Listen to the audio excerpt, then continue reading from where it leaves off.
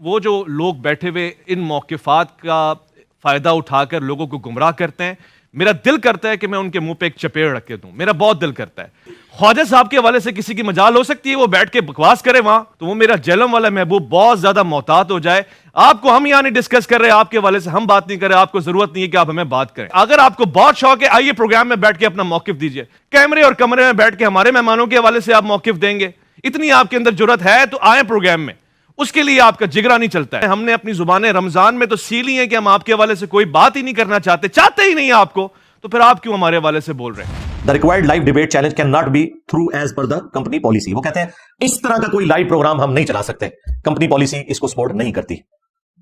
یعنی کہ انہوں نے ہم سے بھی معذرت کی اور اپنے اینکر کے اس چیلنج سے خود ہی ہاتھ اٹھا لیا اور کہا کہ یہ جانے اور انجینئر صاحب کے اسٹوڈنٹس جانے جو اس کے ساتھ کرنا ہے. ہاں، اس کی وجہ سے آپ دیکھ رہے ہیں اس کا ذہنی توازن اب بگڑ چکا ہے بالکل مکمل طور پہ. یعنی کوئی دینی انسان اس طریقے سے ریئیکٹ نہیں کرتا.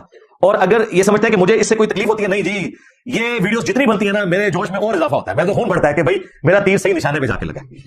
ہاں، لوگ اپنے خلاف کامنٹس پڑھ کے نا ڈپریس ہوتے ہیں. ان جیسے لوگ میرے خلاف ویڈیوز بھی آ جانا، میں کہتا ہوں کہ مجھے ڈسکس کریں تاکہ آپ کی پبلک پوچھے کہ انجینئر کون ہے جس نے تمہاری راتوں کی نیندیں حرام کی ہیں، پھر وہ ہمارے ذریعے رسول اللہ کے ساتھ جڑ جائیں گے انشاءاللہ صلی اللہ علیہ وآلہ وسلم.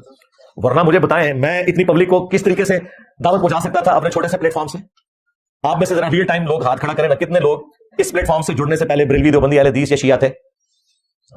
تو اور آپ میں سے کتنے لوگ ہیں جنہیں میرا تعارف نیگیٹو ہوا تھا شروع میں کہ یہ بڑی پیڈشیں آئی ہے؟ ہاں، تو یہ دیکھ لیں، یہ ان لوگوں کی مہربانی ہے الحمدللہ. تو ہم نہیں چاہتے کہ اس طریقے سے بولتے رہے، عوام خود فیصلہ کرے گی اللہ کے فضل سے.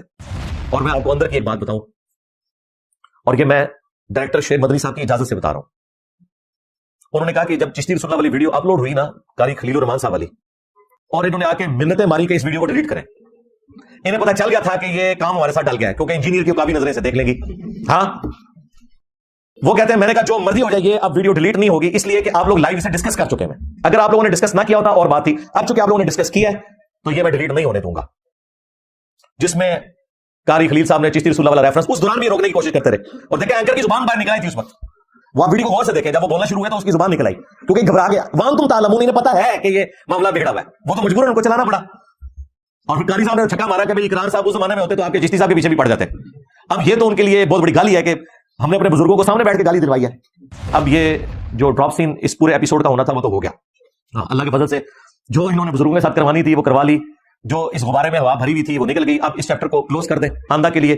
اپنے اسٹوڈنٹ سے بھی کہوں گا کہ کچھ عرصہ پہلے وہ ورگلائے گئے تھے اسی طرح کے لوگوں کی طرف سے، اب انہیں بھی سمجھ آ جانی چاہیے کہ یہ صرف گدڑ بھوکیاں کی ہوتی ہیں، ایکچولی ان کے پلے کوئی شے نہیں. اور آپ کو بھی پتا ہے کہ اس طرح کی چیزوں کو کیا کر سکتے ہیں. زیادہ ان کے پاس جواب یہ ہے کہ بزرگوں کی کتابیں بدل گئی ہیں. اب وہ بھی جواب میں نے ان سے لے لیا کہ نہیں، تم تو مناظروں میں ویڈیو میں دفاع کرتے ہوئے نظر آ رہے ہو، اور تمہارے مرے ہوئے بزرگ تو اپنی کتابوں میں دفاع کر کے گئے ہیں.